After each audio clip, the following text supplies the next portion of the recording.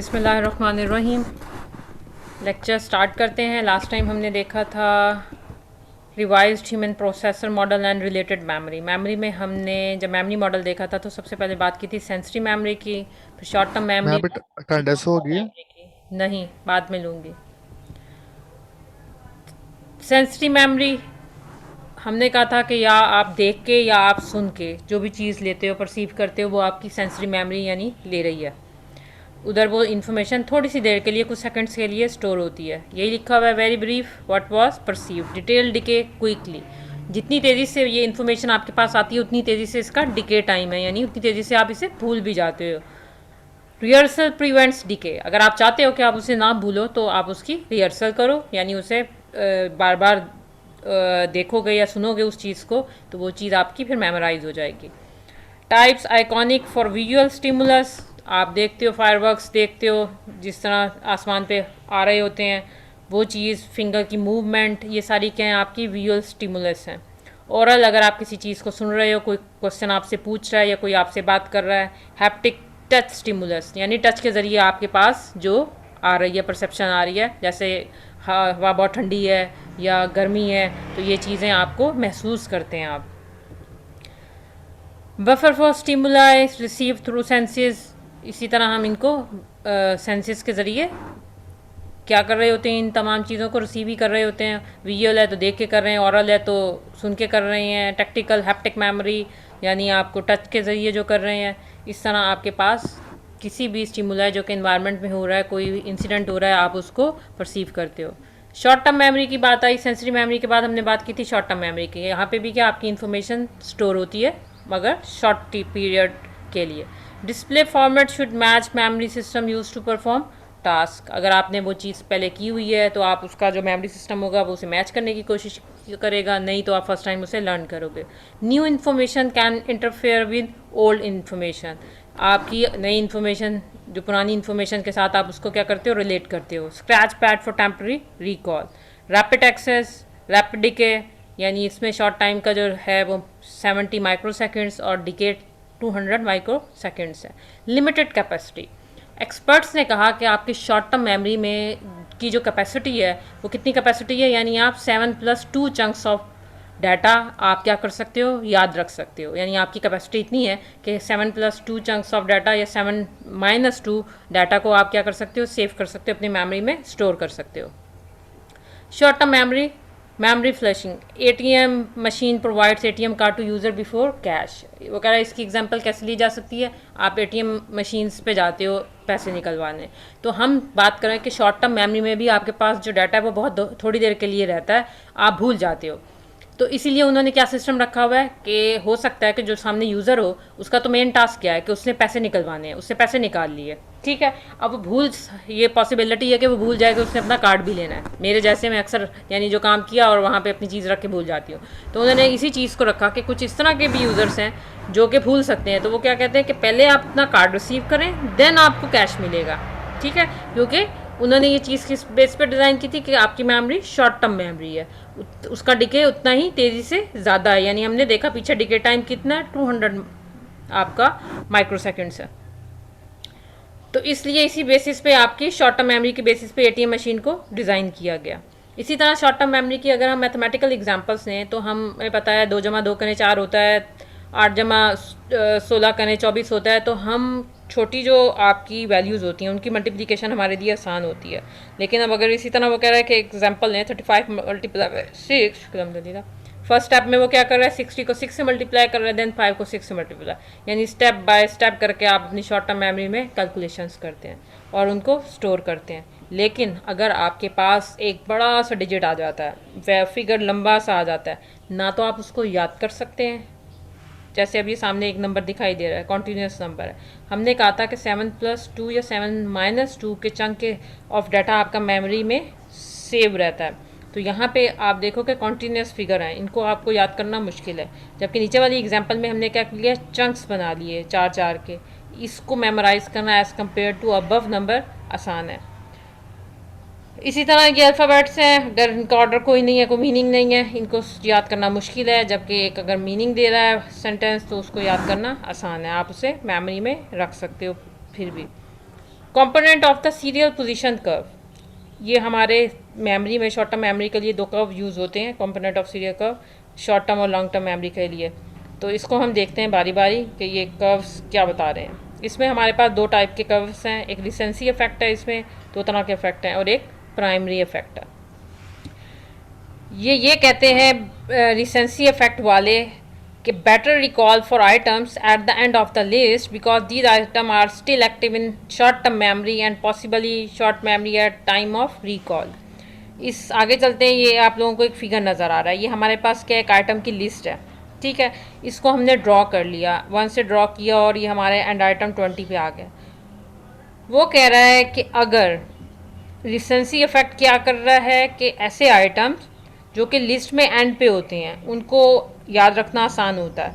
अगर हम इस ग्राफ में देखें तो वो आपको ज़्यादा देर तक मेमोराइज रहते हैं। तो रिसेंसी इफेक्ट कहता है कि जो चीज़ एंड पे आ रही है उस चीज़ को याद रखना ज़्यादा आसान है।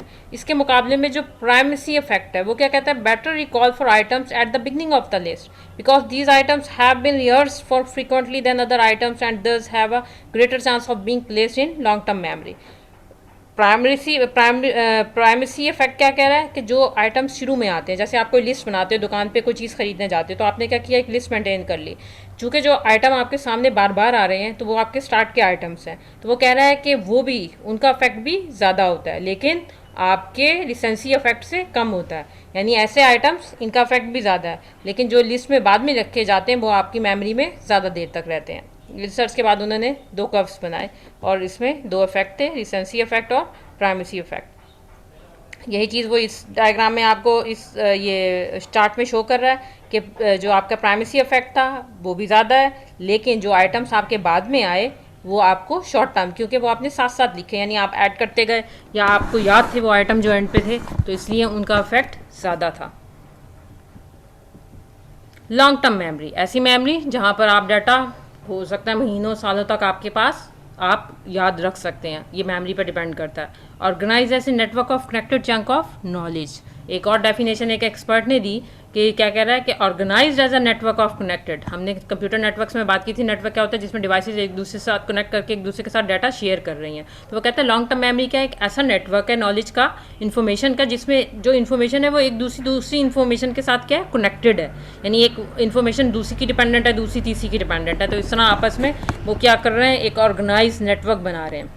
Active chunks are in the working memory, जो आपके एक्टिव चंक्स होते हैं वो आपकी वर्किंग मेमोरी में होते हैं। Activation spread through the network, strength of connection, retrieval of item into working memory, repository of all our knowledge, slow access.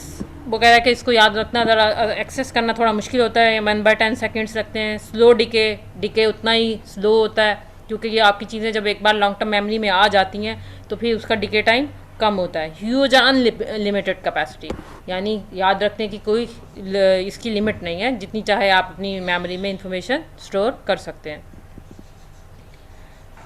जब भी कोई आइटम रिट्रीव करेंगे तो वो आपका एक्टिव मेमोरी, और एक्टिव मेमोरी क्या है, वर्किंग मेमोरी है आपकी। लॉन्ग टर्म मेमोरी स्ट्रक्चर, इसमें हमारे पास दो तरह के स्ट्रक्चर होते हैं लॉन्ग टर्म मेमोरी में, एक एपिसोडिक मेमोरी होती है और एक सिमेंटिक मेमोरी होती है।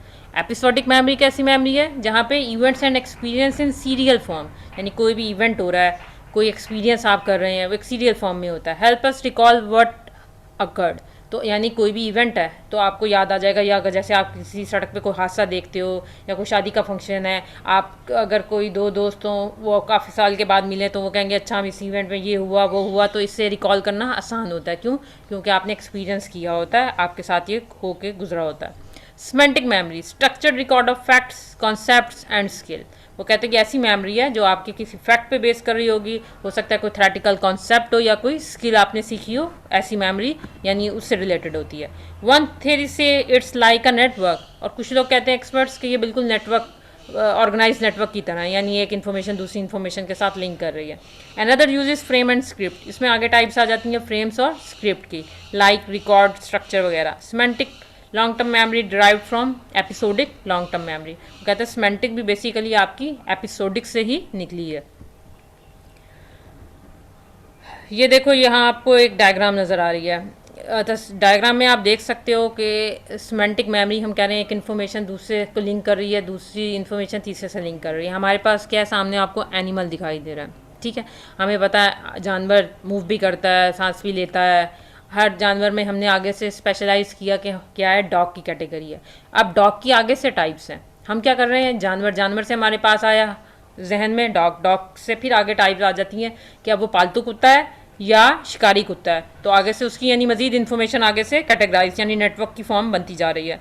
यानी शीप डॉग है, हाउंड है, फिर हाउंड की आगे से कैटेगरीज आ गई, किस नस्ल से, कौन सा है, स्नूफी है, क्या है। शीप डॉग में कुली है, लेसी है, शेडो है, कौन सा है। इस तरह आपका क्या नेटवर्क की फॉर्म में इंफॉर्मेशन स्टोर होती जा रही है। यही हमने बात की थी कि ये क्या ऐसी इंफॉर्मेशन यानी जो नेटवर्क की फॉर्म में आपके पास आ रही है लॉन्ग टर्म मेमोरी में। इसके बाद हमारे पास लॉन्ग टर्म मेमोरी में मॉडल आया था फ्रेम्स और स्क्रिप्ट का। Information organise in data structures, slots in structure, यानी यहाँ पे आपका रिलेशनशिप टाइप सब टाइप का होता है। जैसे डॉग हमें पता है उसकी 4 टांगें ही होती हैं, कुली फिक्स ब्रीड ऑफ डॉग है, टाइप क्या है, शीप डॉग है, तो हमने क्या कर लिया, उनका रिलेशनशिप बता दिया आपस में। इसके बाद हमारे पास model of long term memory में स्क्रिप्ट का मॉडल भी, डिफरेंट मॉडल्स हमारे पास आए कि कौन कौन से मॉडल्स यूज़ होते थे। इस मॉडल में भी क्या आपकी वैल्यूज़ के एट्रीब्यूट्स डिफाइन किए जाते थे, वैल्यूज़ दी जाती होती थी स्क्रिप्ट में। इस तरह स्क्रिप्ट की फॉर्म में लॉन्ग टर्म मेमोरी का यानी एक स्क्रिप्ट टाइप मॉडल आया कि इस फॉर्म में आप यूँ लिख सकते हैं, क्या रिज़ल्ट आया, किस चीज़ क्या रोल था, क्या सेंस थे, इस फॉर्म में उन्होंने एक मॉडल पेश किया। इसी तरह model of long term memory में एक प्रोडक्शन सिस्टम था, ये भी एक मॉडल आया। इसके बाद लॉन्ग टर्म मेमोरी के प्रोसेसेस हैं। लॉन्ग टर्म मेमोरी में 3 इंपॉर्टेंट प्रोसेस होते हैं। कौन कौन से? स्टोरेज, फॉरगेटिंग और इन्फॉर्मेशन रिट्रीवल। देखो कोई भी चीज़ आप कहते हो याद रहती है और कुछ भूल जाती है। आपने स्टोर तो काफ़ी कुछ किया होता है लेकिन हम कुछ भूल भी जाते हैं। और वो क्या कहते हैं, याद रखने के लिए भूल जाना ज़रूरी है कि भूल जाने के लिए याद रखना ज़रूरी है। कुछ इस तरह की लफ्ज़ बोले जाता है कि आपको याद करना पड़ता है। आप चीज़ें भूलते हो लेकिन आपको फिर उनको याद करना पड़ता है। Long term memory storage of information. आप किसी भी चीज़ को जितनी ज़्यादा रिहर्स करेंगे वो चीज़ आपकी मेमोरी में उतनी ज़्यादा देर पर रहती है यानी स्टोर रहती है। Information moves from short term memory to long term memory. पहले एक दफ़ा चीज़ आपने देखी तो वो शॉर्ट टर्म मेमोरी में थी, आपने उसे रिहर्स किया तो वो आपकी लॉन्ग टर्म मेमोरी में चली गई। Total time hypothesis amount retain proportional to rehearse time, कि आपको रिहर्सल टाइम में क्या प्रोपोर्शन थी उसके बाकी रहने में। Distribution of practice effect, structure, meaning, familiarity, ये सारी चीज़ें आपकी स्टोरेज ऑफ इन्फॉर्मेशन में आती हैं कि जितनी ज़्यादा आपका मीनिंग वाली इन्फॉर्मेशन होगी, आपकी इन्फॉर्मेशन एक दूसरे से सिमिलर होगी, आप उसको एक दूसरे के साथ कंपेयर कर सकते हैं, उतनी ज़्यादा आपकी चीज़ें स्टोर ज़्यादा रहती हैं, आपको याद रखना आसान रहता है। इसी तरह डिके है, इसका डिके कम होता है, आहिस्ता होता है जो चीज़ एक बार आपकी आ गई। Interference, new information replaces old, हमेशा ऐसे ही होता है कि जो पुरानी इन्फॉर्मेशन, नई इन्फॉर्मेशन ओल्ड इन्फॉर्मेशन को रिप्लेस करती जाती है। अच्छा, इसे कहते हैं रेट्रोएक्टिव इंटरफेरेंस। ओल्ड में इंटरफेयर विद न्यू, वो कहता है कि कुछ पुरानी इन्फॉर्मेशन भी न्यू के साथ इंटरफेयर कर सकती है, इसे कहते हैं proactive inhibition. So may not forget all memories, selective, affected by emotion, can subconsciously choose to forget. वो कहता है कि कुछ इन्फॉर्मेशन जो आप याद रखना नहीं चाहते आप उसे भूल भी कर सकते हैं, लेकिन कभी कभी क्या होता है कुछ हादसा, कुछ मेमोरीज आपको कुछ चीज़ें भूल जाने पे मजबूर भी कर देती हैं और कुछ को हम सिलेक्टिवली भूल भी सकते हैं। रिट्रीवल में जाहिर सी बात है अगर आप किसी चीज़ को रिट्रीव करें तो उसे रिकॉल कर रहे हैं, यानी कि information reproduce from memory can be assisted by cues, categories, imagery. आप किसी भी चीज़ का अगर आप कोई शक्ल देखते हैं तो आपको रिकॉल करना आसान होता है। इसी तरह कोई इवेंट होता है, कोई इंसिडेंट होता है, कोई आपने ग्राफिकल चीज़ देखी हुई हो, किसी की शक्ल देखी हुई हो तो आपको रिकॉल करना आसान होता है। इस तरह जैसे थ्योरी के कॉन्सेप्ट याद रखना मुश्किल होता है, वही चीज़ आप विजुलाइज कराएं, रिप्रेजेंट कर दें स्लाइड्स की सूरत में, डायग्राम्स की सूरत में, तो उनको रिकॉल करना आसान होता है। Recognition, information gives knowledge that it has been seen before. Recognition क्या होता है, किसी चीज़ को आपने पहले देखा हो तो आप उसको रिकग्नाइज करना उसका आसान होता है। लेस कॉम्प्लेक्स देन रिकॉल, इसलिए हम कह रहे हैं कि इसकी कॉम्प्लेक्सिटी कम होती है रिकॉल से। रिकॉल में आपको सोचने का काम बहुत ज़्यादा होता है, जबकि रिकग्निशन में अगर आपने पहचान लिया तो आपको इतना ज़्यादा सोचना नहीं पड़ता, क्योंकि आपको पता होता है ये तो मैंने पहचान लिया है, आपको क्यूज़ मिल जाते हैं। The problem with the classic, हमने बात की थी शॉर्ट टर्म मेमोरी में 7+-2 की। वो कहता है कि George Miller theory of how much information people can remember, कि कितनी इन्फॉर्मेशन एक बंदा याद रख सकता है। तो people's immediate memory capacity is very limited. तो वो कहता है जो शॉर्ट टर्म मेमोरी है वो बहुत लिमिटेड होती है।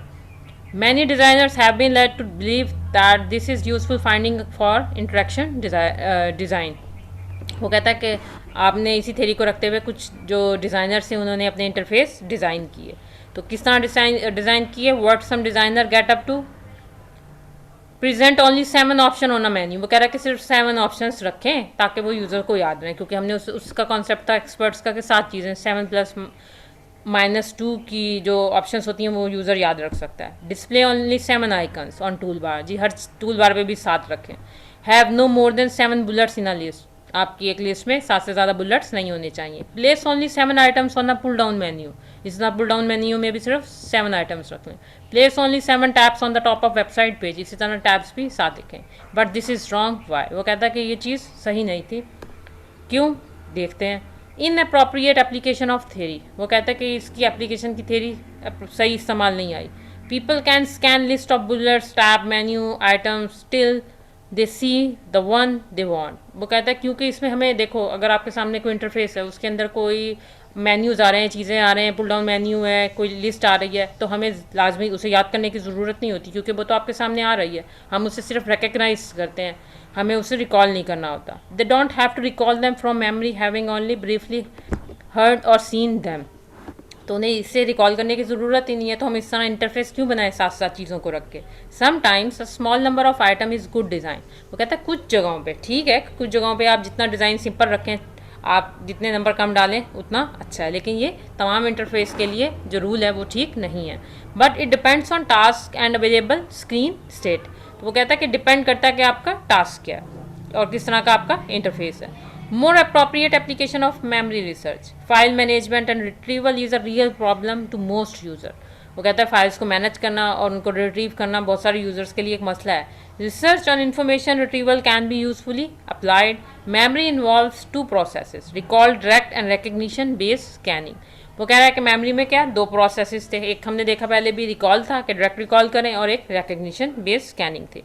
Recall is based on context. वो कहता है कि रिकॉल किस पे बेस कर रहा होता है? आपके किसी कॉन्टेक्स्ट पे बेस कर रहा होता है। नॉट रिकग्नाइजिंग नेबर इन बस, जैसे कि आपने बस में अपने नेबर को जाते हुए देखा तो आपको रिकॉल याद आ गया कि ये मेरा नेबर था। Recognition rather than recall, recognition बेहतर है आपकी रिकॉल से। क्यों? क्योंकि इसमें आपको बहुत ज़्यादा सोचना नहीं पड़ता, आपको कॉन्टेक्स्ट की ज़रूरत नहीं होती। Browser bookmarks, GUI interface icons, आपको डिफरेंट आइकन नज़र आते हैं, आप उन्हें रिकग्नाइज कर लेते हैं, ये वाला ये आइकन है, और फिर आप उसको यूज़ कर लेते हैं, उसमें आपको रिकॉल करने की ज़रूरत नहीं होती। ये था बच्चों आज का लेक्चर। अब आप लोगों को आज के लेक्चर से रिलेटेड अगर कुछ पूछना है तो मुझसे पूछ सकते हैं।